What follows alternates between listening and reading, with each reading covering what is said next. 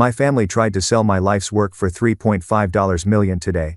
The world calls it a $4.2 billion revolution. The scent of polished mahogany and expensive cologne hit me the moment I pushed open the heavy glass doors of Morgan Industries. I was 30 minutes early for the quarterly board meeting, not because I was eager, but because something in Dad's voice during our call yesterday didn't sit right with me. Just a routine budget discussion, he'd said. But there'd been tension behind the words. The kind that made my gut twist. The executive floor was all quiet, power cream carpets thick enough to swallow footsteps. Walnut paneling that gleamed under recessed lighting. Family portraits in gilded frames, generations of Morgans. Watching me with those same cold, self-assured eyes, I glanced down at my simple charcoal suit. Nothing fancy. No designer tag, no glossy red heels like my sister Victoria loved. It made me feel, once again, like the outsider in my own family.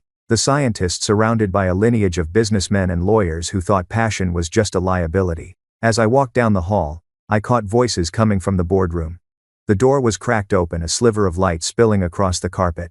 "Just sign here, William. TechCore is ready to wire the funds as soon as we close." A crisp, unfamiliar voice. $3.5 million is robbery considering what we've put into that division. That was my father. It's more than fair for unproven technology. And then came Victoria's voice, smooth, confident. The kind that could charm bankers and bulldoze competitors. My stomach dropped. My division. My research. I pushed the door open before I could think. The hinges gave a soft groan, and 4 heads snapped toward me. My father, silver-haired and immaculate in his Italian suit. Victoria, draped in scarlet. James, my brother, avoiding my eyes, and a thin man with glasses I didn't recognize.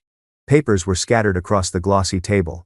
One slid toward me. The title hit me like a punch. Quantum Stability Division Asset Transfer Agreement. Elizabeth. Dad was the first to recover. "The meeting isn't for another half hour. You're selling my work?" The words came out raw, almost shaking. "Without even telling me?" Dad sighed, the kind of sigh that carried a lifetime of condescension. He adjusted his cufflinks, his voice low and steady. "Your little science project has drained enough company resources, Elizabeth. 6 years of funding, nothing concrete to show investors." "Nothing concrete?" I stepped closer, hands trembling. "We achieved quantum stability at room temperature for 17 minutes. Do you have any idea what that means?" Victoria gave a short, brittle laugh. "Elizabeth's basement tinkering," she said, turning to the man beside her. "Always promising miracles that never materialize." I looked to James, silently begging for some hint of loyalty. But he was staring at his shoes, shrinking into himself, and suddenly, Grandma's voice came back to me, her hands frail but firm, clasping mine 3 months before she passed. "They don't understand vision, Lizzie. But I do. That's why I'm setting up that trust for your research. Don't let them stop you. And of the watched my paces and says, 6 years of 18-hour days, weekends, holidays, everything. The data, the breakthroughs, the moments when we proved the impossible, all reduced to a line item on a spreadsheet." Dad's tone softened slightly, though it still carried that dismissive edge. "This division has cost us nearly $12 million. The board agrees it's time to cut our losses." "The board hasn't met yet," I said, forcing my voice to stay steady. "A formality," he replied, waving toward the paperwork. "The voting shares are already aligned. TechCore is being generous, considering the circumstances." My world tilted. 6 years. My team's future, gone. The medical applications, encryption systems, clean energy transfer models. Everything we'd only begun to explore, all of it. Stolen by people who shared my last name. I turned to leave, dignity barely holding me upright. But as I reached the door, Grandma's voice echoed again. "Remember who owns those patents, Lizzie." I stopped. Then turned back, calm washing over me. "You might want to check the ownership of those patents before you sign anything else." The silence that followed was thick enough to choke on. Dad's brow furrowed, confusion flickering into unease. Victoria's perfect hand froze mid-signature. And James finally looked up, realization dawning in his eyes. I walked out, closing the door softly, but it sounded like thunder. The revolution had begun. The next morning, I'd barely slept. The morning sun slanted through my blinds as I paced the living room, dialing Margaret's number for the 5th time. 6 years of research, I muttered. My life's work. They tried to sell it for pocket change. "I'm outside," Margaret said when she finally picked up. "And I brought reinforcements." I opened the door to find Margaret Wheaton, my attorney sharp as glass in a tailored suit, and Dr. Thomas Reynolds, my research partner, clutching an overstuffed accordion file. "You were right," Margaret said as she swept in, her heels clicking across the hardwood. "We found everything. Thomas set his laptop on my counter while Margaret spread papers across the table, a constellation of betrayal laid bare. Your father's been blocking every funding request for the past 3 years, she said, tapping a folder. Thomas turned his screen toward me. And look at this. Victoria's name flashed across a PowerPoint slide, my quantum stability algorithms. Copied down to the decimal. She's been stealing our research, I whispered. Thomas nodded grimly. Remember Jason from IT? She convinced him she needed admin access for a security audit. She's been downloading our data for almost a year. My throat tightened. She presented this as her own work. She even won awards for it. Margaret passed me another folder labeled Morgan Industries Internal Correspondence. Inside. Email chains between Victoria and my father. Don't worry about Elizabeth's funding requests. The board never sees them, I make sure of it. Another one. Had dinner with TechCore execs. They're interested in quantum stability. I told them my division is making progress. Dad's reply chilled me. Good. Elizabeth's project is bleeding money. When the time comes, we'll transition ownership to your division. Family legacy matters more than individual credit. The replace folding dage. I clenched my fists. Legacy. That word. Their excuse for every betrayal they'd ever justified. I looked up at Margaret. We're going back there. The confrontation. An hour later, we strode through Morgan Industries again. The receptionist buzzed us in without question, maybe out of habit, maybe out of sympathy. In the elevator, Margaret handed me a folder. Your grandmother was smarter than all of them, she said. The patents are ironclad. Registered in your name. Funded through her trust. Your father can't touch them. The boardroom fell silent when I walked in. Dad at the head of the table, Victoria in her power blazer, James hunched like a shadow, and 3 board members who'd probably spent more time on golf courses than in meetings. Elizabeth. Dad started, voice low and warning. This is about my research division, I said, stepping inside. So yes, I should be here. Victoria's smile was a mask. We were just discussing asset realignment, nothing that concerns you. You mean theft? Thomas interjected, placing a flash drive on the table. We brought evidence of intellectual property that doesn't belong to either of you. Margaret stepped forward, her tone calm but lethal. I've prepared documentation showing systematic IP theft, fraudulent representation of research, and misappropriation of corporate resources. She handed copies to each board member. Dr. Morgan's patents are independently owned through the Eleanor Morgan Trust. Any attempt to sell them would be corporate fraud. Victoria's face drained of color. Dad tried to recover. You're being dramatic, Elizabeth. This is business, not personal. Stealing my work is personal, I said. Blocking my funding, taking credit for what my team built, that's personal too. Victoria slammed her hand on the table. Innovation doesn't count unless someone makes it happen. You're content hiding in a lab while I actually build relationships. Thomas projected a slide onto the wall. Victoria's emails with Jason, the IT manager. File transfers, timestamps, data logs. One of the older board members frowned. William. If these allegations are true. They're not. Dad snapped. Elizabeth has always had an overactive imagination. Playing scientist while the rest of us ran a business. He stood, looming over me. You'll never work in this industry again. I made you. I can break you. For a heartbeat, the air stood still. 6 years ago. That threat would have crushed me, but not now. The patents are in my name, I said quietly. Funded by Grandma's trust. She saw what you couldn't. Silence. Heavy and final. Dorothy, one of the board members with silver hair and a stare that could cut steel, finally spoke. I believe we need an emergency meeting tomorrow morning. Full attendance, full disclosure. Her gaze locked on Dad. No exceptions. He paled slightly, the first sign that the empire might be cracking. This meeting, she declared, is adjourned. I gathered my files and turned to leave. Family loyalty used to mean something. Victoria hissed behind me. Grandmother would be ashamed. I paused. Then said softly, no, Victoria. Grandmother knew exactly who you were. That's why she left the trust to me. They were so has no selfing tencations, see they selfing down to the sapin.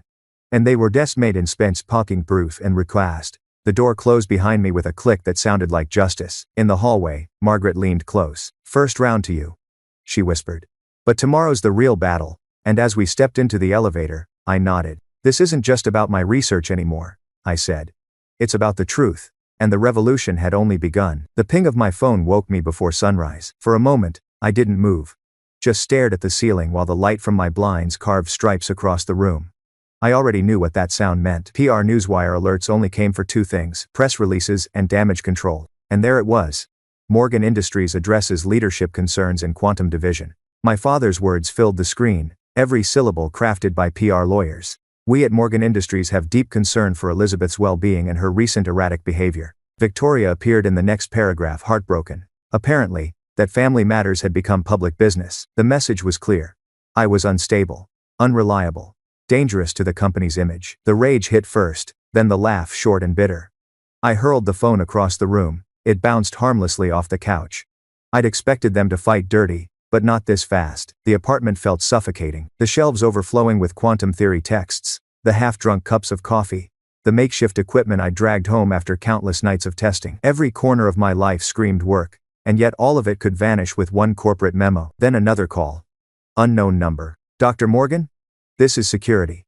The voice was neutral, polite. Your keycard access has been terminated. Your team's been placed on administrative leave pending review. Administrative leave? My throat was dry.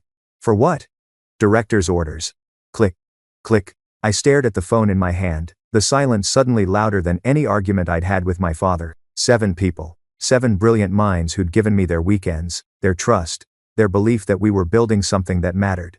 And now, just like that, their livelihoods were suspended because of me. I sank into the couch and let the golden light wash over me. For a long time, I couldn't even move. Then, a message flashed on the screen. Reynolds. Don't panic. Trust me. 3 sharp knocks at my door jolted me back to reality. Through the peephole, I saw them, my team huddled in the hallway, arms full of cardboard boxes. I opened the door. Elizabeth, open up, came Reynolds' voice. Calm but urgent. They filed in like soldiers on a mission. Reynolds, Aditi, Marcus, Cooper, and Simone. Their faces carried determination, not defeat. You've got about 20 minutes before security realizes we took these, Reynolds said, hauling a heavy box inside. What is all this? I asked as they began unpacking equipment, drives, stacks of notebooks. Everything, Aditi said with a grin. Everything that matters. She handed me a hard drive. We saw this coming 6 months ago when Victoria started asking questions about our encryption protocols. You knew? I asked, disbelief lacing my voice. Not the details, Reynolds said, connecting cables to his laptop. But we've worked for your family long enough to recognize the signs. When the vultures start circling, it's only a matter of time. Marcus, quiet as always, spoke without looking up. We've been backing up everything. Off-site. Triple redundancy. Weekends at my place, Cooper added. Better coffee than the lab, by the way. Simone stepped forward, pulling a small flash drive from her pocket. She held it up like a prize. This is the real gold, she said. The latest update to the stability algorithm. 3 weeks of progress they don't know about. I stared at them, speechless. These people, my people, had risked everything without hesitation. Then, a knock at the door. Everyone froze. Reynolds gestured for silence. I checked the peephole. It was James. He stood alone, shoulders hunched, glancing both ways down the hall like a man on the run. I cracked the door open just enough. What do you want? 5 minutes, he said. His voice trembled slightly. Please. I stepped into the hall and closed the door behind me. Make it quick. He ran a hand through his hair. I knew. About the sale. About Victoria stealing your data. About the smear campaign they launched this morning. I felt the blood rush to my head. And you did nothing? I was a coward. He didn't look at me when he said it. His tone was hollow, not defensive, just tired. But I'm done with that now. He pulled a folder from inside his jacket. Victoria's division hasn't produced any real research in years. It's all acquisitions and rebranding. These are the financials that prove it. I didn't open the folder. Why now? He finally met my eyes. Because Dad built an empire on control. You're the first one he can't buy. That makes you dangerous. No. He hesitated before adding. TechCore offered your team $500,000 each to jump ship this morning. My breath caught. They what? And they all refused, James said quietly. Every single one. Something inside me softened. Not victory, something deeper. Warmth. Gratitude. When James left, I turned back inside. My team was gathered around Reynolds' laptop, screens flickering with code and data. The PR campaign is just the start, I told them. They'll come for you next, your reputations, your careers. They already have, Simone said, sliding her phone across the table. Texts from recruiters scrolled across the screen, polite offers to start fresh, away from the Morgan situation. TechCore offered me a corner office and stock options, Cooper said. I told them I don't work for thieves. Aditi smiled faintly. Your grandmother funded my PhD. Loyalty isn't just about paychecks. Her words sent me to the bookshelf. To the worn leather portfolio tucked between physics journals. Inside were Grandma's letters, birthday cards, graduation notes, tiny sketches of circuits she never understood but always admired, and one letter I'd half forgotten dated 2 weeks before she died.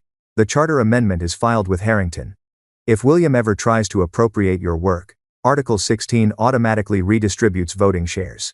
He never reads the fine print, darling. That's always been his weakness. My heart raced as I flipped through old company bylaws and corporate filings.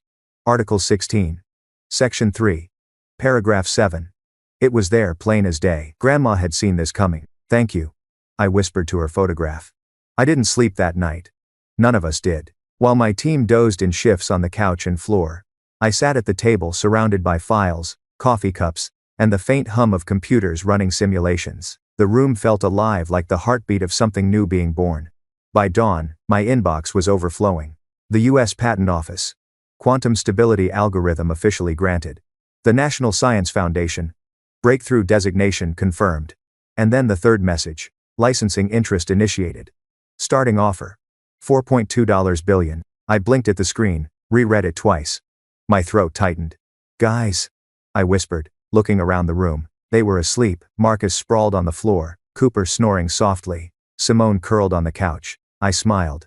You have no idea what's coming. The emergency board meeting. The next morning, the boardroom looked different, not physically, same polished walnut table, same glass walls, but the air had changed. 13 board members sat in their leather chairs, some curious, some wary. At the head of the table, Dad kept checking his watch. Margaret leaned in. Ready? I adjusted my suit, not the simple charcoal one from before, but something sharper, more deliberate. Authority woven into every seam. I've been ready for 6 years, I said. We stepped inside. The room fell silent. Dad stood immediately. This is a closed meeting. Elizabeth, you and your entourage need to leave. Before I could reply, Dorothy Walker, the silver-haired board chair, my grandmother's oldest friend, tapped her gavel. William, I called this emergency meeting, she said firmly. At the request of several members concerned about yesterday's attempted sale. She turned to me. I believe we should hear what Dr. Morgan has to say. Dr. Morgan. The title hit differently this time. For the first time in my life, it wasn't used as an afterthought. Victoria scoffed, but her eyes flickered. I took my place at the presentation screen while my team distributed sleek leather folders to each board member. The room was so quiet you could hear the faint hum of the projector. Thank you for your time, I began. This is ridiculous. Victoria cut in, already standing. My sister is attempting to steal research funded by this company. She's been mentally unstable since Grandma died, and now she's trying to sabotage a legitimate deal. Dad raised a hand. I move to adjourn this meeting and handle this privately. Second, said Vernon Pierce, Dad's golfing partner, ever loyal. Dorothy didn't even look up. Motion denied. Continue, Dr. Morgan. Victoria slammed her palm on the table. She has no right. The patents, I said, my voice clear and steady, are registered in my name. Funded entirely through the Eleanor Morgan Trust, not through Morgan Industries. The documentation is in Section 1. The sound of pages turning filled the room. James, halfway down the table, read silently, his eyes darting across the documents. Furthermore, I continued, clicking the next slide. The National Science Foundation has officially designated our breakthrough as a technology of national significance.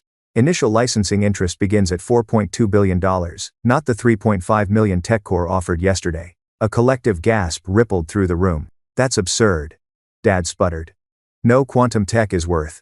The Department of Defense disagrees, Margaret interjected smoothly, pointing to Section 3. As does MIT's Quantum Computing Center, and 7 major corporations that have already submitted bids. Victoria's voice faltered. You're bluffing. I met her gaze. No bluff. But while we're on the subject of fraud, I clicked again. The FBI has questions about your division's research claims. Margaret distributed the next set of documents. In Section 4, you'll find a forensic accounting report showing 3 years of falsified data and misappropriated funds. Chaos erupted, voices overlapping, chairs scraping. Silence, Dorothy said firmly. I stepped closer to the table. There's one more thing you should know. Section 5, a clause from the company's founding charter, reinforced by my grandmother. In the event of attempted intellectual property theft, voting shares automatically shift to the rightful IP holder. The room froze. I looked straight at Dad. As of yesterday, I said softly, I am the controlling shareholder of Morgan Industries. For a moment, no one breathed. Then the room erupted, half in disbelief, Half in realization, Dad stood abruptly, face flushed. This meeting is over. My lawyers will. It's not adjourned yet, Dad. This is one waste in dollars and tell me to. In my 1296 of tays. The word, hung, heavy, deliberate. Please, I added. Take your seat. For the first time in 30 years, William Morgan hesitated. Then slowly, stiffly he sat down. Dorothy tapped her gavel once. I believe the board has several questions for our new majority shareholder. And as I stood there calm, grounded, unshakable, I realized something. The revolution wasn't just beginning, it was already won. The boardroom was quieter than usual that morning, but the air carried something heavy, history shifting. The plaque in front of me gleamed under the overhead light. Elizabeth Morgan, chairwoman and CEO. I still wasn't used to seeing my name there. 6 years of being ignored, dismissed, laughed out of meetings, and now, here I was, sitting where my father had sat for 3 decades. The same mahogany table. The same walls lined with oil portraits of Morgans who'd built, expanded, acquired, but never created. And the irony wasn't lost on me. For a family obsessed with legacy, they'd nearly destroyed the only legacy that ever mattered. The room began to fill board members with cautious smiles. Assistants carrying coffee. Murmurs of tension beneath the surface. Even the air smelled different now, less cologne, more coffee and ink. James entered quietly, nodding at me before taking his seat. He looked steadier these days. A little less afraid of shadows. Then came my father and Victoria. The temperature dropped instantly. Victoria's blazer was a shade of red, so sharp it almost hurt to look at. Her expression was perfectly composed, but her eyes were pure fire. Dad wore his usual armor charcoal suit, silk tie, an expression carved from granite. He didn't wait for permission to sit. Neither did she. Elizabeth, he said, voice clipped. No warmth. No acknowledgement of the power shift. Just the old tone command wrapped in civility. I nodded once. This meeting will now come to order. He leaned back in his chair, sliding a folder across the table toward me. A proposal, he said. For family reconciliation. For the good of the company. Victoria smirked. The press would love to hear about a daughter staging a hostile takeover against her own family. Think of the headlines, Lizzie. Family betrayal at Morgan Industries. You think stock prices can survive that? She gestured subtly. And their attorney, a heavy-set man named Richard Walters, placed another document before me. A cease and desist, he said, smooth as glass. Regarding your use of Morgan family patents.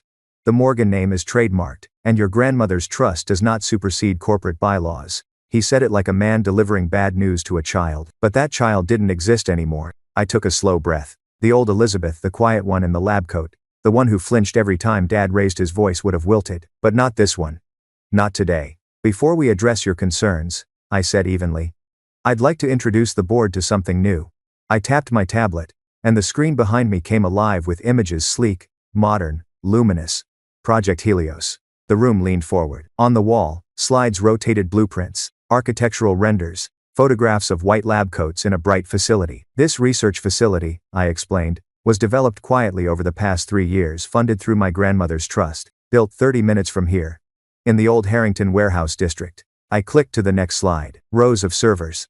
Quantum processing units humming like living things. While you were busy undermining my division, my team and I achieved quantum supremacy. Stability sustained for 78 minutes, verified and peer-reviewed. A murmur rippled through the room. Dad's jaw tightened, the only crack in his polished mask. Victoria leaned forward, her knuckles white. I kept going. We've applied this to protein folding algorithms. Early-stage data shows 3 potential cancer treatment candidates. We've also developed quantum-assisted carbon capture models now under government review. And that's new. And the know this led of now, I paused, letting that sink in. The federal contracts for Helios total $7 billion. The silence that followed was absolute. You could hear the hum of the lights. Victoria's pen slipped from her fingers, clattering against the table. James straightened in his chair, eyes wide. Even Dorothy Walker, who'd seen everything this company had survived since the 80 seconds, gave a small, knowing smile. Dad didn't flinch. He never did. But I saw the smallest twitch in his jaw. The government, he said finally, isn't in the business of rewarding disobedience. They're in the business of progress, I replied. And progress has a new address. This is what his body had saved. The audit that ended a dynasty. I nodded to Margaret, who stood and began distributing tablets to each board member. These contain the results of a full forensic audit of the innovation division for the past 5 years. Every tap, every page swipe, echoed like a countdown. Victoria scrolled, her face draining of color with every line. You'll note, I said, that her division hasn't produced a single original innovation since 2019. Instead, it shows a clear pattern: falsified test results, duplicate submissions, and plagiarism of external research teams. This is ridiculous, Victoria snapped, her voice a brittle shriek. Page 12. I said calmly. Details my father's negotiations with Meridian Global to sell a controlling interest in Morgan Industries to foreign investors without board approval. The reaction was immediate gasps, muttering, the sharp sound of a pen breaking in someone's hand. Dad slammed his palm against the table. You've overstepped, Elizabeth. No, I said softly. You did. I switched to the final slide, a graph of comparative growth between divisions. Despite the smallest budget, my research division remains the only consistently profitable sector of this company. For once, even his voice failed him. The silence stretched. Then came a question from across the table. Harold Stevens, Dad's old golfing buddy, looking uneasy. What happens now? I took a breath. My voice didn't shake. Effective immediately, I said. William Morgan will transition to Chairman Emeritus, a ceremonial title with no operational authority. Dad stood, face flushed. You can't do this. I met his eyes, calm and unblinking. You taught me business isn't personal, I said. Consider this your lesson in that philosophy. I nodded toward the door. Security entered, discreet, professional, already briefed. Victoria Morgan's employment is terminated, I continued. Effective immediately. Fraudulent research claims and data theft are now under criminal review. Victoria shot to her feet, chair toppling backward. You think you can destroy me? She screamed. I'll burn this company to the ground before I let you win. Her voice echoed down the hallway as she was escorted out. You're destroying the Morgan legacy. You'll regret this. I stood there, motionless, until the last echo faded. Then, quietly, the Morgan legacy nearly destroyed itself. Restructuring the future. I turned to James. You'll remain as CFO with a 6-month probation under independent oversight. His shoulders eased, and a flicker of gratitude passed over his face. Thank you, Elizabeth. I won't let you down. Dorothy Walker will serve as interim COO during the transition, I added. I looked around the room. All in favor of approving this restructuring plan? Hands rose one by one, even Harold's. Dad's hand stayed at his side, trembling slightly. But the vote passed. Unanimous. I didn't smile. I didn't gloat. This wasn't triumph. It was clarity, a long overdue correction. The public reckoning. When the meeting adjourned, Margaret touched my arm. A reporter from the Financial Times is waiting for a statement. Of course there was. There always is. When a dynasty falls. We walked through the glass atrium. The echo of my heels a steady metronome against marble. Camera lights flared as we stepped into the press pit. A journalist raised his microphone. Dr. Morgan, what happens to Morgan Industries now? For a moment, I didn't answer. Through the glass behind me, I could see my father standing in the boardroom doorway. Watching. Expression unreadable. And for the first time in my life, I didn't look for approval in his face. I looked straight at the cameras. Morgan Industries, I said, was built on tradition. But tradition without integrity collapses under its own weight. I paused. We're rebuilding this company around innovation, transparency, and purpose. This isn't the end of a legacy. It's the beginning of one that finally deserves the name. The flashes intensified. The questions shouted.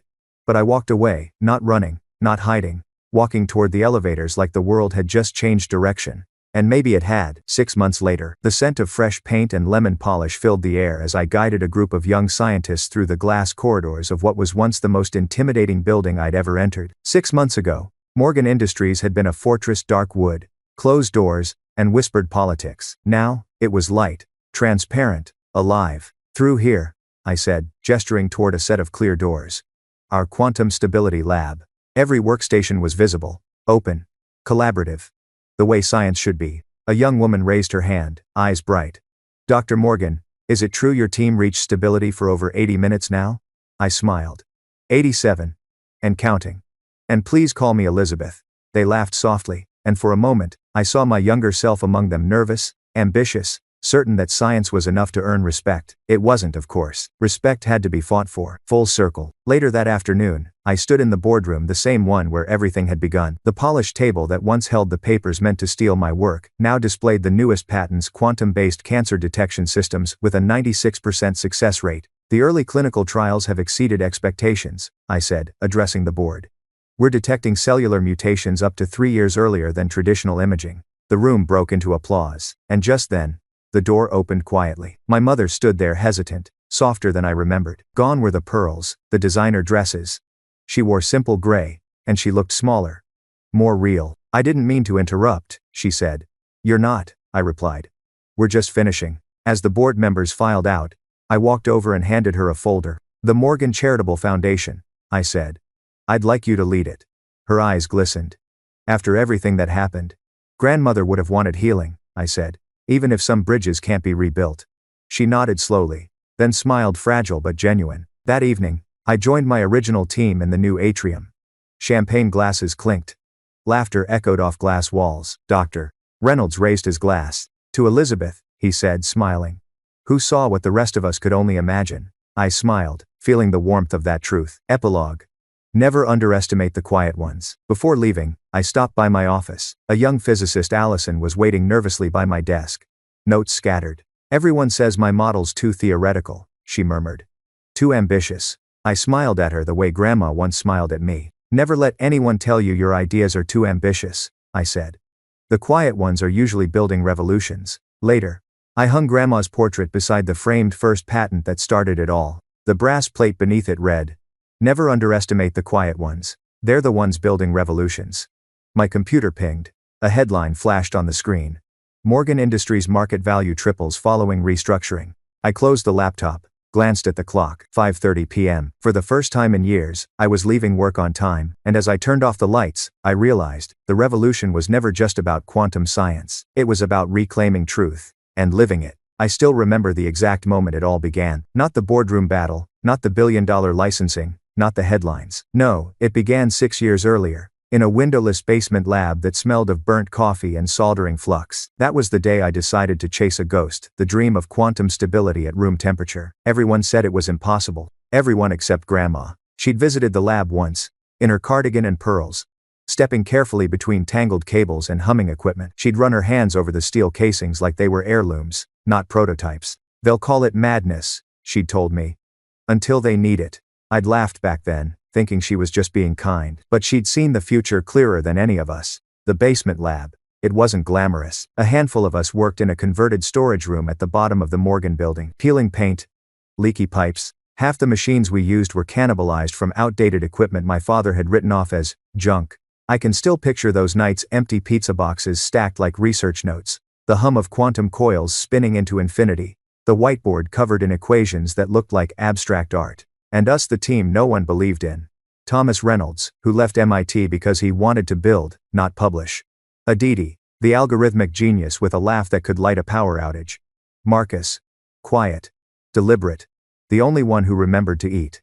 Cooper, who once coded through a fever just to prove an equation right. Simone, who handled every meltdown, human or technical, like a conductor leading chaos into harmony. We weren't scientists in the corporate sense. We were believers. That winter, we hit 17 minutes of stability, the first time anyone had ever done it without a cryogenic chamber. The moment the monitors steadied, none of us spoke. We just stared, awed by the silence of something that had never existed before. 17 minutes. Then the collapse. The lab plunged into darkness, and we screamed and laughed all at once. It wasn't a failure, it was proof. The ghost in the system. 2 days later, Victoria showed up. She never came to the basement. Not once. That day she stood at the door in a red coat that didn't belong anywhere near dust or solder. "I just wanted to see what you're working on," she said, smiling. She never asked permission, she just walked in, eyes sweeping over the room like she was appraising a property. Her perfume overpowered the ozone and machine oil. She took photos casually, like a tourist, and asked questions that were too specific to be innocent. "What does this line control? Is that algorithm proprietary?" Thomas had glanced at me across the room. "She's fishing," his look said. When she left, the lab felt smaller somehow, like she'd taken the air with her. 2 weeks later, the funding freeze hit. "Budget reassessment," Dad said. He smiled when he said it, the kind of smile people give you when they've already decided you're a lost cause. We scraped by on what Grandma's trust could spare. And every night, when the others went home, I stayed, running the numbers again, watching the monitors flicker, whispering into the dark. "We're close. Just hold on." The betrayal that no one saw. Looking back now, the betrayal didn't start in that boardroom. It began quietly with access logs and file transfers at 3 a.m. Jason from IT once joked that Victoria had taken an interest in cybersecurity. I thought nothing of it. Later, when Thomas showed me the audit trail, my stomach dropped. Everything, the core code, the data sets, the encryption protocols, copied, packet by packet, to an internal drive. Our work, my life, Her signature. That was the day I stopped being just a scientist. That was the day I became something else, a strategist. I didn't confront her, not then. Instead, I started quietly moving pieces. Re-registering patents. Redirecting trust fund filings. Backing up every fragment of research to encrypted external servers. It wasn't paranoia, it was survival. And through it all, Grandma's words guided me like a compass buried in my chest. Never build a fortress, Lizzie. Build roots. Fortresses fall. Roots grow through stone. The board's favorite joke. By the third year, my division was the board's punchline. They called us the Basement Brigade. When the quarterly reports came, my father skimmed the first page, frowned, and moved on to more practical ventures, luxury materials, aerospace, defense. At family dinners, Victoria would raise her glass and toast to innovation, while glancing at me with that thin smile that said you're not invited to the table. I'd sit quietly, pretending the steak didn't taste like ashes, pretending that someday, results would speak louder than legacy. The moment of proof. 6 years in, something changed. It was 3 a.m. The night before Christmas Eve. Everyone had gone home except Simone and me. The room was cold, the heater half broken, condensation fogging the glass where we'd scribbled equations. Simone was half asleep, chin in her hand. I was watching the monitors. And then it happened, the readings plateaued. Not a glitch. Not a false positive. Stability. 5 minutes. 10. 15. 17. 18. I remember whispering, "Don't breathe. That there a bad affair." When the system finally crashed at minute 20, we both screamed. We hugged, laughing and crying all at once. That was the night I emailed Dad. The results, raw data, verification logs, and a simple message. We did it. He never replied. A family divided. 3 days later, Victoria called. "Dad says the results aren't replicable," she said. Then, almost sweetly, "Maybe you should take a break. Get some perspective." Perspective. The word burned. That was when Grandma's trust started funding the lab directly. She bypassed corporate channels completely, a quiet rebellion in her final months. And when she passed, she left me more than money. She left me leverage. The patents. The trust clauses. The vote transfer mechanism buried in Article 16. A safety net designed decades before I was born for a moment exactly like this. The calm before the war. The months before the boardroom ambush were strangely peaceful. We worked, we published, we refined. And though the funding was tight, something had shifted in the air. My team believed again. We stopped chasing approval and started building for ourselves. The data grew cleaner. The results stronger. By the time the TechCore offer came in, I didn't even know about it, not until I overheard my own father selling my life's work for a fraction of its worth. The irony still stings. He thought he was saving the company. He didn't realize he was losing the future. The anatomy of a revolution. People always ask what it feels like to overthrow your own family. The truth? It doesn't feel like victory. It feels like clarity. When Dorothy Walker read the clause that shifted control to me, I didn't feel power rush in. I felt silence, weight, responsibility, and somewhere beneath that, a strange, quiet grief, not for them, but for what could have been. I didn't want to destroy the Morgans. I wanted to save what was worth saving. But revolutions don't ask for permission. They ask for courage. A new kind of leadership. 6 months after the takeover, the real work began. We tore down walls literally and metaphorically. The executive suites were turned into open labs. We built mentorship programs for young scientists from underfunded schools. I personally reinstated every researcher blacklisted for unprofitable curiosity. And for the first time, Morgan Industries stopped being a fortress of ego and became a living ecosystem. Our motto changed, too. It used to be, building the future. Thanks for watching. Now it was understanding it. The letter I never sent. One night, long after everyone had gone home, I sat at my desk and wrote a letter to my father. I never sent it, but I remember every word. You taught me ambition without empathy is destruction. You didn't mean to, but you taught it well. You made me believe that love had to be earned through achievement. That's why I chased validation instead of truth. But truth doesn't need permission, and I've stopped asking for yours. You called my work a fantasy. It's now a billion-dollar reality. But I don't want your apology, Dad. I just want you to see what you almost buried. I folded it, tucked it in my desk drawer, and left it there. Maybe one day I'll give it to him, or maybe it's already said enough by simply existing. Full circle, again. Now, when I walk through the lab, I see interns where ghosts used to be. The same walls that once echoed with loneliness now buzz with laughter, debate, discovery. Sometimes, when a young researcher hesitates before speaking, I see a reflection of the woman I used to be, the one who doubted, who waited for approval that never came. And I tell them, gently, don't wait for permission. Build anyway. Because revolutions don't start with power. They start with one person saying no. No to silence. No to corruption. No to inherited arrogance. And yes, to something new. That's what Grandma meant when she said revolutions grow through stone. I thought she was talking about science. Now I know she meant people. When you inherit power, it feels heavy. When you earn it, it feels different, sharper, cleaner, alive. That's what I learned in the 6 months after I became chairwoman. Everyone wanted to see what I'd do next. The press called me the quantum heiress. TechCore offered a truce. Investors wanted interviews. And my father, the man who once said I'd never work in this industry again, hadn't spoken to me since that day in the boardroom. At first, I thought the silence would bring peace. But power has a way of echoing in empty spaces. You start to realize that leadership isn't about control, it's about endurance. Because for every voice cheering your success, there are 10 waiting for you to fail. The first real test. It started small, a memo from the finance department. An oversight in research funding allocation. $1 million here, $2 million there redirected to an innovation partnership that didn't exist. By the time Margaret traced the transfers, the money trail vanished into offshore accounts. I called an emergency audit. Within hours, my name was trending again, not as the visionary scientist, but as the embattled CEO under fire for internal corruption. Victoria might have been gone, but her shadows remained. There were loyalists still in the company, people who missed the old ways, where backroom deals mattered more than ethics. That night, as the city lights blinked through my office windows, I stood staring at the skyline. I wasn't afraid. I was just tired of fighting ghosts. Then Reynolds knocked. He never knocked softly. "They're coming for you," he said, dropping a stack of printed emails on my desk. Anonymous leaks. Claims of misused research funds. False?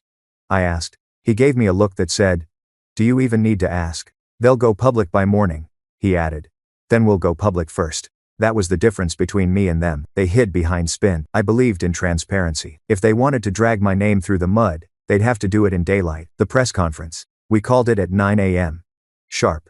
Reporters filled the atrium like a storm waiting to break. I stepped onto the stage, my pulse steady. "Good morning," I began. "There are allegations circulating about misused research funds within Morgan Industries. I'd like to address those not behind closed doors, but here, in front of you." A murmur ran through the crowd. "Our internal audit uncovered unauthorized transfers tied to shell corporations," I continued. "Those responsible will face criminal investigation. Effective immediately. I've suspended 5 senior executives and 2 members of our finance team.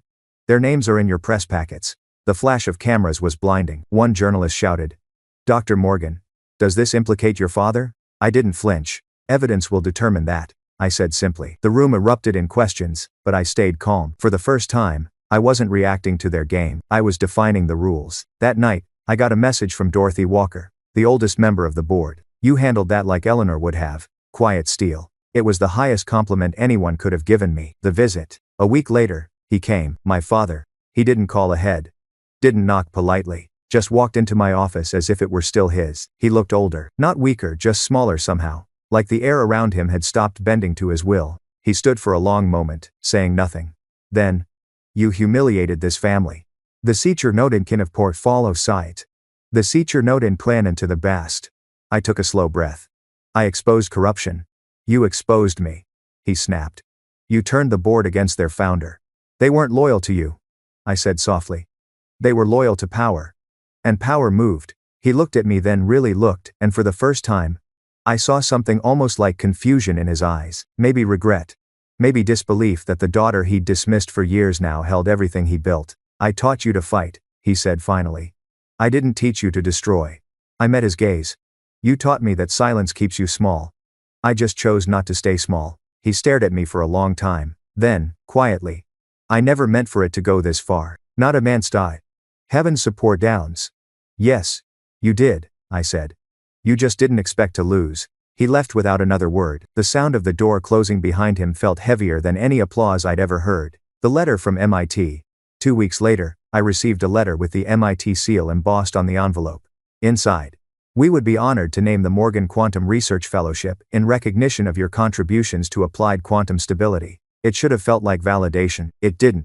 It felt like a milestone, not the end of a road, but proof that the road existed. I forwarded the letter to my team with a simple message. "This is for all of us." Reynolds replied within minutes. "And for her, too." He attached a photo, Grandma Eleanor, the one from the boardroom portrait. Her eyes crinkled in that way that always said, "I told you so," but gently. A glimpse of the past. Sometimes, late at night, I wander the old Morgan archives. The vault is quiet, steel shelves, glass cases, Every decade of company history cataloged in fading ink. I found her old notebooks there, once grandma's. Equations mixed with sketches of flowers, margins filled with thoughts that weren't business plans, but prayers for balance. Science without compassion is machinery. Compassion without science is wishful thinking. The future needs both. She'd written that in 1964. It read like prophecy. I realized then.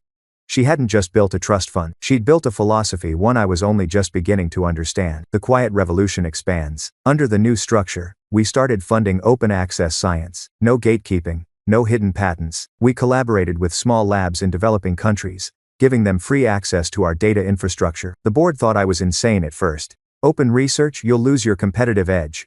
But I reminded them, the edge wasn't secrecy, it was innovation, and innovation dies behind closed doors. 6 months later, our open collaboration model doubled our discovery rate.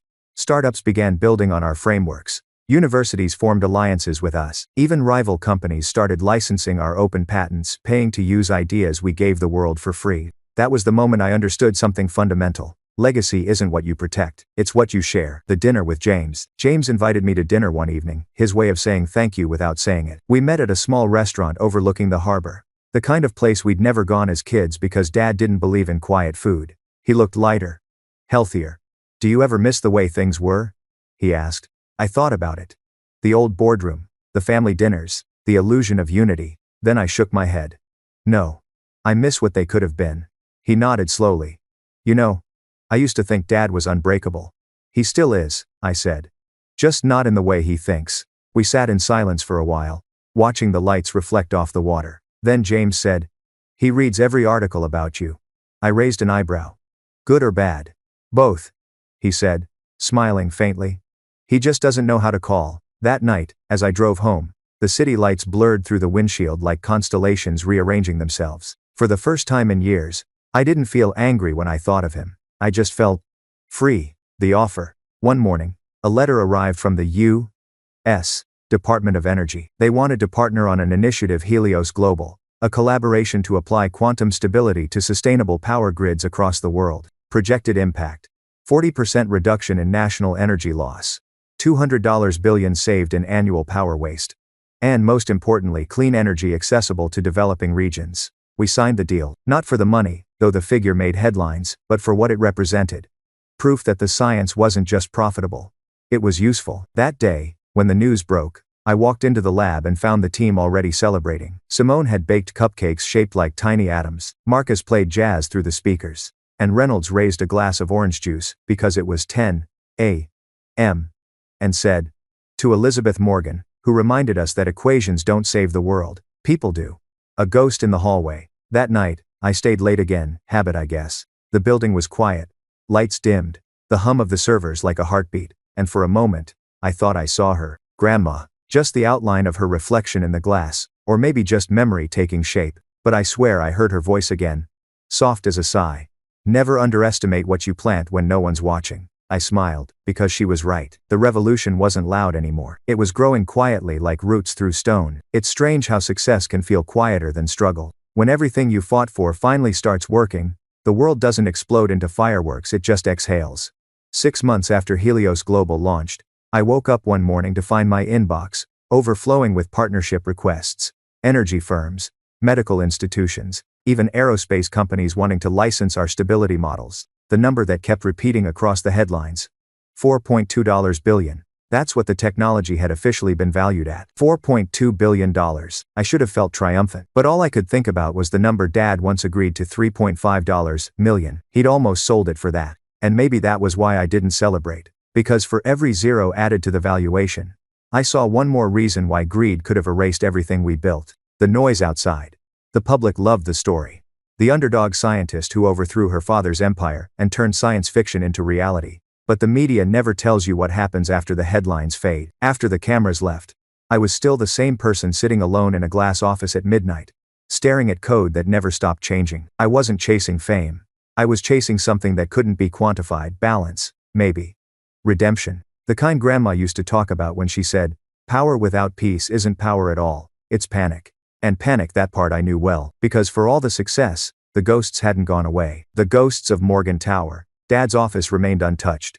His nameplate still on the door, his pens lined perfectly on the desk. I told maintenance to leave it that way, not out of sentimentality, but as a reminder. Once, late one evening, I stood there alone, running my hand across the grain of his desk. There were faint marks, etched so deep they'd outlasted polish, like someone had pressed a pen too hard while signing their name. I wondered how many of those signatures had been worth the cost. There's a kind of loneliness that comes with winning. It's not emptiness, more like altitude.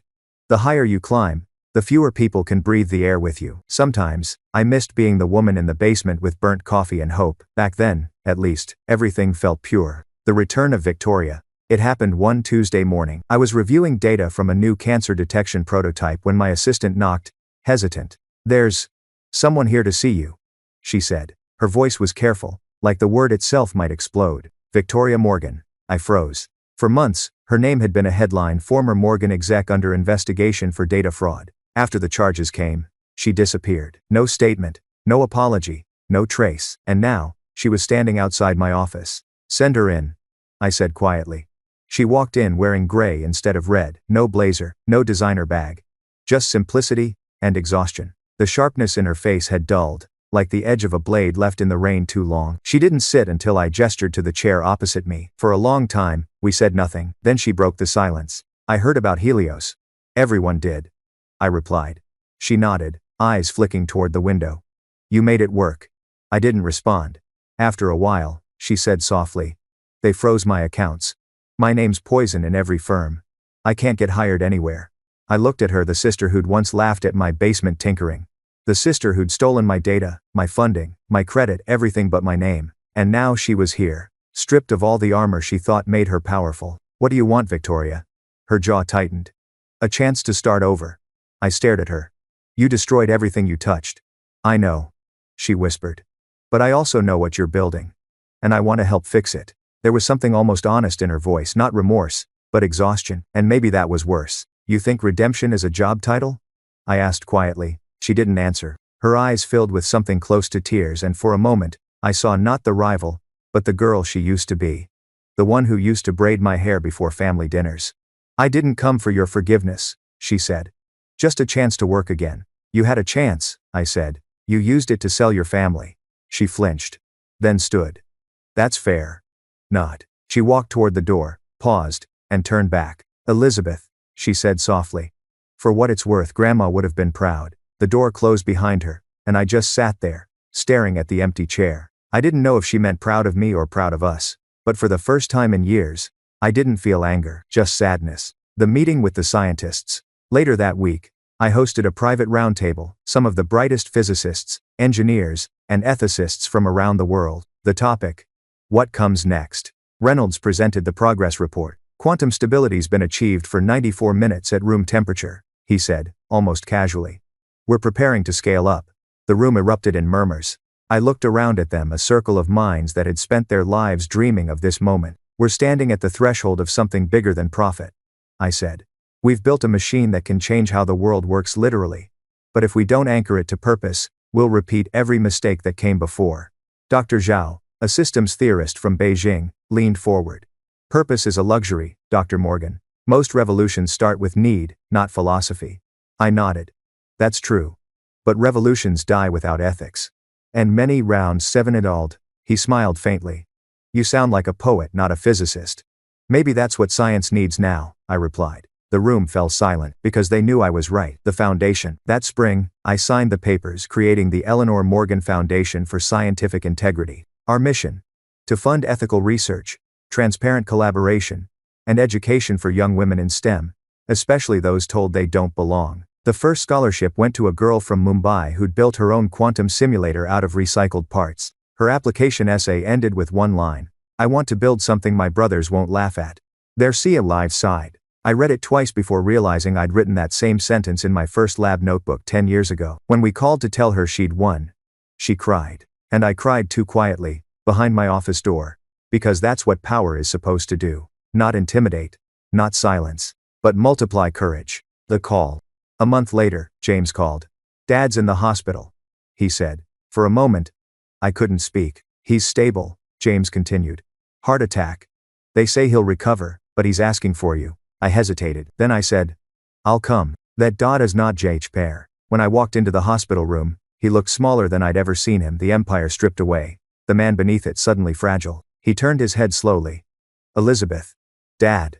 He smiled faintly. Still sounds strange, hearing you say it like that. I guess I got used to calling you Mr. Morgan, I said. He chuckled weakly. But real. I deserve that. For a while, neither of us spoke. Machines beeped quietly beside the bed. Finally, he said, I was wrong about you. I swallowed. About me, or about everything? He exhaled. Both. I nodded. That's a start. He looked at me, eyes tired but clear. I don't expect forgiveness, he said. But I do hope one day you'll understand why I did what I did. I already do, I said softly. You thought fear was the same thing as protection. He closed his eyes, maybe from exhaustion, maybe from memory. Then, barely above a whisper. You sound like her. Who? Your grandmother. It was the first time he'd said her name without bitterness. And that, more than anything, felt like peace. The letter he left. He passed away 3 months later. Heart failure. No warning this time. The will was simple. No hidden clauses, no control mechanisms, no power plays. Just a letter. It was written in his precise handwriting, the kind that looked carved, not written. Elizabeth, you were right to fight me. You were right to fight for what you believed in. I mistook control for care, and pride for principle. You inherited my stubbornness, but you used it better than I ever could. Keep building things worth losing for. Dad. I sat at my desk for a long time after reading it, tracing the ink with my fingers, and for the first time in years, I allowed myself to cry not from anger, but from release. The future. At the next board meeting, we voted to rename the headquarters. The plaque outside now reads, Morgan Institute for Quantum Advancement, but in smaller letters beneath it, engraved in bronze. Dedicated to Eleanor and William Morgan, who taught us that vision and courage must walk together. I didn't write that line for them. I wrote it for us, the family we were still trying to become. Later that evening, as the sun set over the glass towers, I stood on the balcony outside my office. The city below buzzed with energy. Cars. Lights. Life. And in that hum, I heard something familiar. It wasn't noise. It was movement. The quiet rhythm of a world changing one equation, one act of courage at a time. I closed my eyes, took a deep breath, and whispered, Grandma, it's done. The revolution is yours now. And in that moment, I finally understood. Some legacies aren't about power or profit. They're about peace. The morning after the dedication ceremony, I arrived at the building earlier than I had in years. The sun was barely cresting over the skyline, spilling light through the glass facade of what was now officially called the Morgan Institute for Quantum Advancement. I paused in the lobby, listening. The air had changed. There was laughter where there used to be silence, collaboration where there used to be caution. This place had been born again. For the first time, it didn't smell like power or money or fear. It smelled like purpose, new beginnings. As I walked toward the elevator, interns and researchers passed me, young faces from every corner of the world. Some nodded shyly. Others smiled like they already knew me, even though we'd never spoken.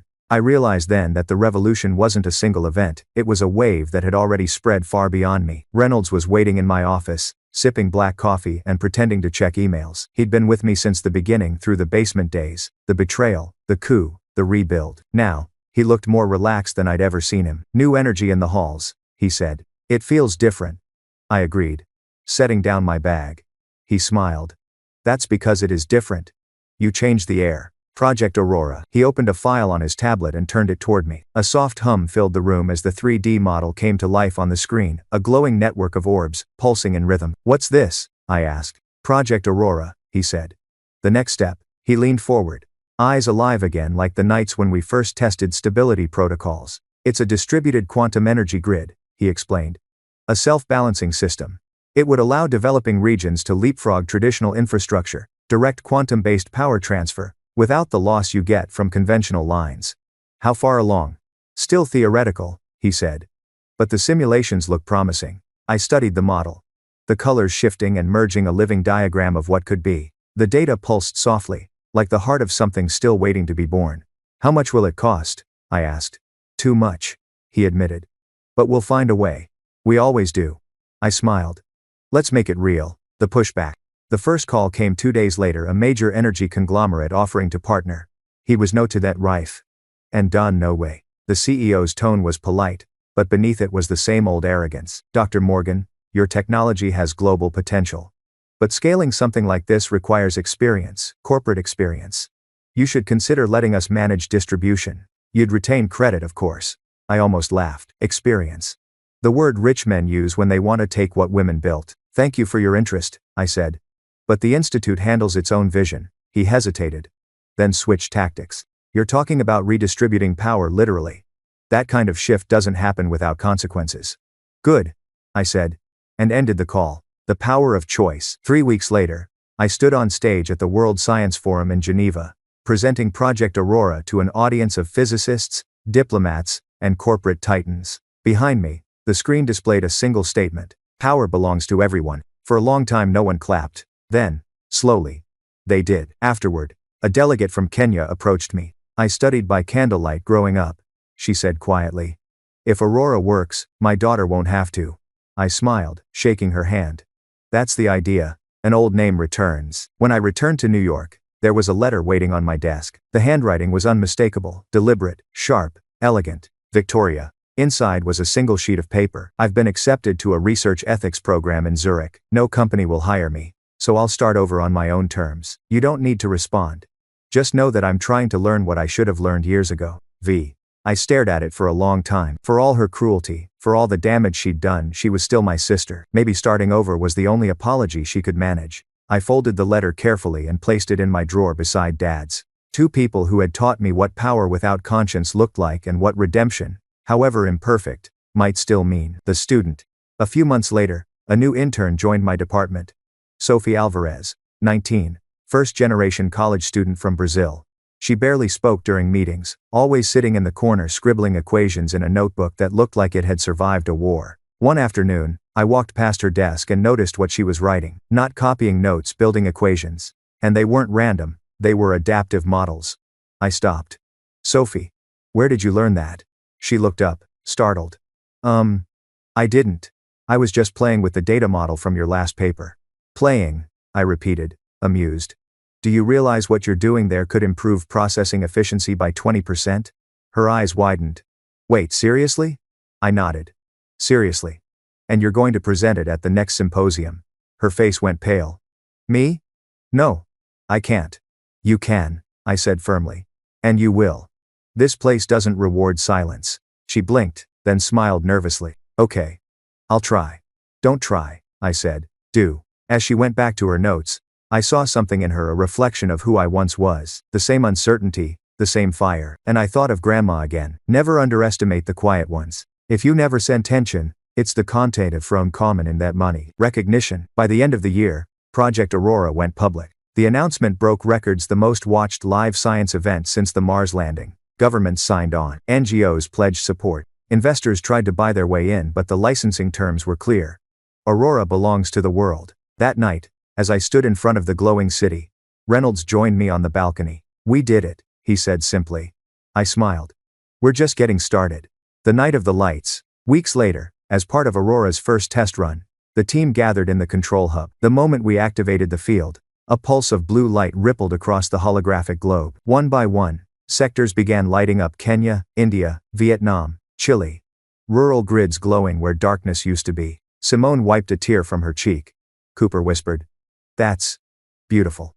Reynolds turned to me, voice soft. This is what she wanted, isn't it? Who? Your grandmother. I nodded, eyes stinging. Yeah.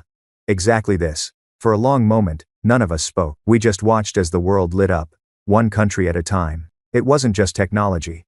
It was humanity visible from space. The silence. After the applause. The next day, news anchors called it the day the world glowed. But when the applause faded, something deeper settled inside me. Not pride, not even relief. It was peace. That evening, I left the office early and walked through the streets of New York, unrecognized in my simple navy coat. At a cafe, a group of students sat by the window, discussing the project. I heard it was led by some genius woman. One said. Yeah. Another replied. She's like the quantum Tesla or something. I smiled faintly. They didn't need to know my name. That was the whole point. It wasn't about me anymore. It was about what we'd created, what the world could now hold. The journal entry. That night, I opened the leather-bound journal Grandma had given me on my 21st birthday. I hadn't written in it for years. The last entry was from the night before the first boardroom confrontation. I took a deep breath and began writing again. We did it, Grandma. The impossible isn't impossible anymore. The light reached where the dark used to live. And for the first time, I think I understand what legacy means. It's not a name carved into a building. It's the lives made brighter because you refuse to stay silent. You told me once that roots grow through stone. I finally saw them bloom tonight. I closed the journal, placed it beside her portrait, and whispered, "Thank you. A new kind of inheritance." Months later, when Forbes asked me to define what success meant, I didn't talk about money or patents. I said this: success isn't when the world knows your name. It's when someone else uses your work to change theirs. They turned it into a headline. It went viral for a week, but the truth behind it lasted longer in the hearts of those who came after. Because revolutions, I realized, aren't measured in noise or numbers. They're measured in continuity. And that continuity was now alive in Sophie, in the interns, in every young scientist who walked into this building believing they belonged. The last conversation with Reynolds. One evening, long after everyone had left, Reynolds came into my office carrying 2 cups of coffee. He set one in front of me and said, "You've built something unstoppable." I smiled. "We built it." He hesitated. "You ever think about stepping back? Taking a break?" "From what?" "From saving the world," he said with a chuckle. I laughed softly. "If I stop, it might stop too." He shook his head. "No. Not anymore. That's the beauty of it, Elizabeth.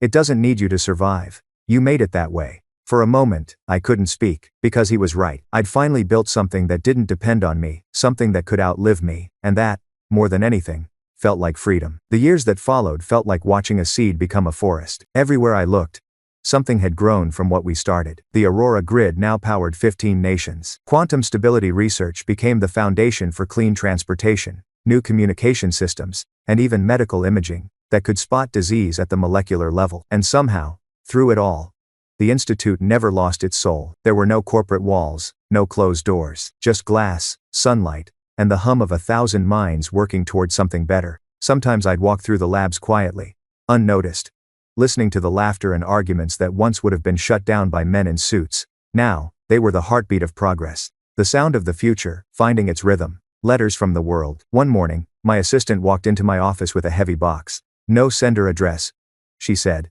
"But it's from everywhere." I opened it and froze. Inside were letters, hundreds of them from people all over the world. Handwritten, printed, typed, folded into envelopes from villages, schools, hospitals, children from remote towns thanking us for bringing the lights. Doctors writing about how Aurora-powered equipment was saving newborns in clinics that had never had electricity before. Farmers describing how their crops survived because irrigation finally ran through the night. I read every single one. Some made me laugh, others broke me quietly. But one stuck with me most. It was from a girl in Nairobi. "Dear Dr. Morgan, I want to study physics because I saw your name on the light switch at our school. When I turn it on, it says Morgan Institute Power. I want to build something that makes someone else see light too. Love, Aisha." I kept that letter framed on my desk. It reminded me that light, once created, doesn't belong to its maker. It belongs to everyone who finds their way because of it. The return of Sophie. 3 years into the Aurora expansion, Sophie, the shy intern who once couldn't look me in the eye, had become the lead systems engineer. She was fearless now. She challenged data models, restructured algorithms, and debated Nobel laureates without flinching. One evening, I found her standing by the giant glass wall overlooking the city. She was staring out at the skyline like she was measuring it. "What are you thinking?" I asked. "That it's never enough," she said quietly. "There's still so much darkness." I smiled. "Good. That's how you know you're ready." "For what?" "For leading," I said simply. Her eyes widened. "You mean?" I nodded. "It's time. You'll take over as director of quantum infrastructure next quarter." She shook her head. "No, I can't." "You can," I interrupted. "And you must. The world doesn't wait for anyone's comfort zone." For a moment, she said nothing. Then, slowly, she smiled, the same hesitant smile I'd once worn the day Grandma told me to build something bigger than my fear. The award I didn't expect. A few months later, I was in Geneva again, attending what I thought was another policy summit. Halfway through, the moderator announced a surprise recognition. For advancing humanity through scientific integrity and compassion, the International Laureate for Ethical Innovation is awarded to Dr. Elizabeth Morgan. Applause thundered through the hall. As I walked on stage, cameras flashed, lights blazed, but all I could think about was the basement lab, the peeling paint, the smell of burnt coffee, the quiet hum of a dream too stubborn to die. When they handed me the award, I didn't make a speech about technology or quantum stability. I said this: "For years, I thought success meant proving the doubters wrong. But it doesn't. It means proving that truth and kindness can coexist in the same equation. That integrity doesn't slow progress, it powers it." The audience stood, and for a brief, impossible moment, I thought I saw Grandma again in the light, in the silence, smiling. Victoria's second letter. When I returned home, another letter waited for me from Zurich. Elizabeth, I finished the ethics program. I'm teaching now small classes. Students who remind me of you when you were young. I never understood how lonely brilliance can be until I lost it. Thank you for never answering my first letter. It forced me to build something of my own. And if you ever need someone to teach your students how not to become me, I'll come. Victoria. I sat there for a long time after reading it, not crying, not smiling, just still. Because redemption, I realized, doesn't always come loudly. Sometimes it just walks in quietly through a door you left unlocked. The visit. Later that year, I visited one of the first Aurora-powered towns in person, a small village in northern Vietnam. It was raining when we arrived. The kind of soft, endless rain that turns everything silver. Children ran barefoot through puddles, laughing, their faces illuminated by lights, powered by a technology born from what used to be my basement dream. A teacher approached me, her clothes damp, her voice warm. Before the grid came, we had only candles, she said. Now the children read at night. She pointed toward a small building at the edge of town. That's our science classroom. We named it the Morgan Room. I swallowed hard. It wasn't pride I felt. It was gratitude that the world had given my work a life beyond my hands. When we left, one little boy waved and shouted something in Vietnamese. The translator smiled. He said, "The lady who brought the stars." I laughed, tears stinging my eyes. If only he knew how much I'd needed that light myself once. The quiet night. Back in New York, the city skyline shimmered like a constellation of everything we'd built. I stood at the top floor of the institute, alone, surrounded by the low hum of servers, a sound I'd once associated with exhaustion. Now, it sounded like peace. On my desk sat the journal. I flipped to a blank page and began to write again. The work is never done. But that's the beauty of it. The torch keeps passing. The light keeps moving. And maybe that's what love looks like when it grows up responsibility that never asks for credit. I closed the book, turned off the lights, and looked out at the city below. Somewhere out there, Sophie was probably still awake, testing new equations. Somewhere in Zurich, Victoria was teaching a student to listen to their conscience before their ambition. And somewhere beyond all of it, Grandma's words still echoed.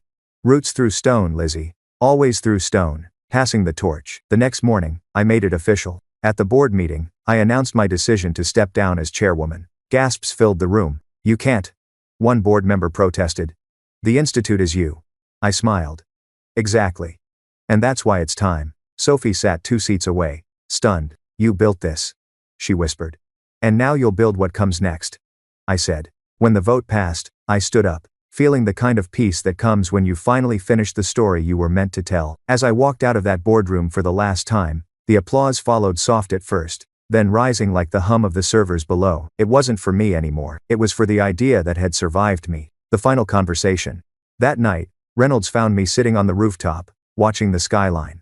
"You really did it," he said quietly. "We did it," I corrected. He handed me a mug of tea. "You think they'll be okay without you?" I smiled. "They already are." He nodded, taking a sip. "Then what's next?" "Rest," I said. "And then maybe writing. Teaching. I don't know." He chuckled. "The woman who redefined energy doesn't know what's next." I love that. I leaned back, feeling the wind brush my face. Maybe that's what freedom feels like, not knowing, but not being afraid of it anymore. Their tackles go in south. We sat in silence for a while, watching the city breathe beneath us. The lights, the movement, the quiet hum. All of it built on the foundation of a single truth. You don't conquer the world by owning it. You change it by lighting it up and letting it go. The day I left the Morgan Institute, New York was quiet. No fanfare, no cameras. Just the early sun reflecting off the glass facade that once felt like a fortress. Inside, Sophie stood at the entrance, her hands clasped, eyes shining with that mix of pride and fear I remembered all too well. "You're sure about this?" she asked softly. I nodded. "Absolutely. It's yours now. This not same for American." And my one. The automatic doors slid open behind me, the hum of the lobby fading into morning air. As I stepped outside, I didn't feel like I was leaving something behind. I felt like I was finally walking into the rest of my life. The world after. Weeks turned into months, and for the first time in over a decade, I learned what quiet felt like. No deadlines, no board meetings, no headlines with my name attached. I moved into a small cottage by the coast, far enough from the city that the stars were visible again. There was a garden. Salt on the wind. Birds that didn't care who you were. Most days, I woke with the sunrise and made tea instead of coffee. Some mornings, I wrote. Others, I just watched the waves. And for the first time, I didn't feel guilty for resting. Letters to the future. Every week, I received packages from the Institute, progress updates, press clippings, and letters from students. They called me Professor Morgan now. Even though I wasn't teaching officially. Sophie's updates were meticulous. New quantum grid extensions in South America. Partnerships with universities in Africa. Medical breakthroughs built from Aurora's architecture. Her last note ended simply. We did it. You were right, it keeps growing, even without you. I smiled reading that. That was the dream all along, to build something that didn't need me to survive. I opened my journal again, adding an entry beneath Grandma's last words. The moment you stop trying to control the legacy is when it truly begins to live. The knock on the door. One evening, I was sitting on the porch watching the tide roll in when there was a knock at the door. I opened it to find a young woman mid-20s, carrying a small recorder and a notepad. Dr. Morgan? She asked nervously. Yes, I said, smiling. Though I'm technically retired, she laughed awkwardly. I'm with the Global Chronicle. I'm writing a piece on the human stories behind the Aurora movement. I was hoping to talk to you. If you're willing. I hesitated, then gestured toward the porch. You've got good timing. Sunset interviews are my favorite. We sat as the sky melted into shades of orange and violet. So, she began. When people talk about you, they call you the woman who changed the world. How does that feel? I laughed softly. Heavy. And wrong. The world changed itself. I just refused to stop believing it could. She smiled. What made you believe? I looked toward the horizon, where the light met the sea. Because I'd already lived through darkness, I said. And once you've seen the dark, you can't help but fight for the light. The museum. A year later, I received an invitation. The Morgan Legacy exhibition, hosted at the National Science Museum. The email said, we'd like to honor your contribution to humanity. Attendance optional, but deeply hoped for. I almost didn't go, but something in me, maybe curiosity, maybe closure, said yes. The museum was filled with displays from every stage of my life. The first prototype coil from the basement lab, photos of our team in those sleepless nights, the letter from the U.S. Department of Energy, and, at the center of it all, a holographic globe of the Aurora grid. Its lights pulsing softly across every continent. I stood there for a long time, watching it. Children pressed their faces to the glass, laughing as their countries glowed brighter. One little girl looked up at me and said, Are you the lady who made the light? I knelt beside her. No, I said gently. I just helped it find its way. The reunion. After the ceremony, Reynolds found me in the crowd. He looked older now, silver hair. Same irreverent grin. Still allergic to speeches, I see, he teased. Someone has to keep your expectations realistic, I said, hugging him. How's the coast treating you? Too peaceful, I replied. I miss chaos sometimes. He laughed. You could always come back. I shook my head. No. It's their turn now. He smiled knowingly. You sound like her. Grandma? He nodded. She'd be proud. You didn't just build a company, Elizabeth.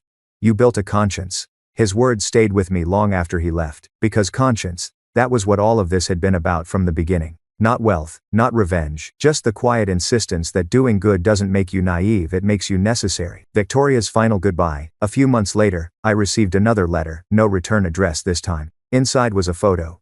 Victoria, standing in front of a classroom, chalk on her hands, smiling. On the back, she'd written, I finally understand. It was never about being the smartest in the room, it was about making sure others could stand in it too. That was the last I ever heard from her, and that was enough. The conversation with Aisha. Years later, when I visited the Nairobi campus named after the institute, I was introduced to a young physicist. Her name tag read, Aisha N. Morgan Fellow. She smiled nervously. You probably don't remember me, but I wrote you a letter once when I was little. About a light switch. I froze. That was you? She nodded, laughing. I kept it.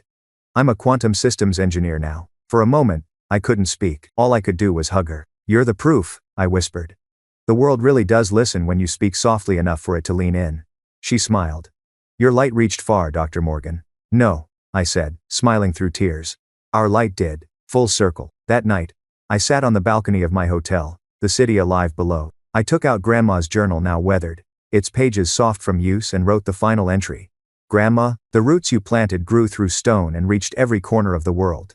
You were right, legacy isn't inheritance, it's invitation. And now, I think, it's time to let the next hands carry the light. I closed the journal and watched as the city flickered, thousands of tiny lights dancing in rhythm. Each one, a continuation. Each one, a promise. Epilogue. The Quiet Revolution. Years later, historians would call it the Quantum Renaissance. They'd talk about the science, the politics, the money. But that was never the real story. The real story was simpler. It was about a woman who refused to sell her soul for $3.5 million, and instead built something worth $4.2 billion, not in dollars, but in impact. It was about a family that fell apart so the world could come together. And it was about love, the kind that doesn't end, only changes form. Because the truth is, revolutions don't happen in crowds or speeches. They happen quietly in labs, in letters, in late-night decisions made by people who refuse to quit. And long after the names fade, the light stays.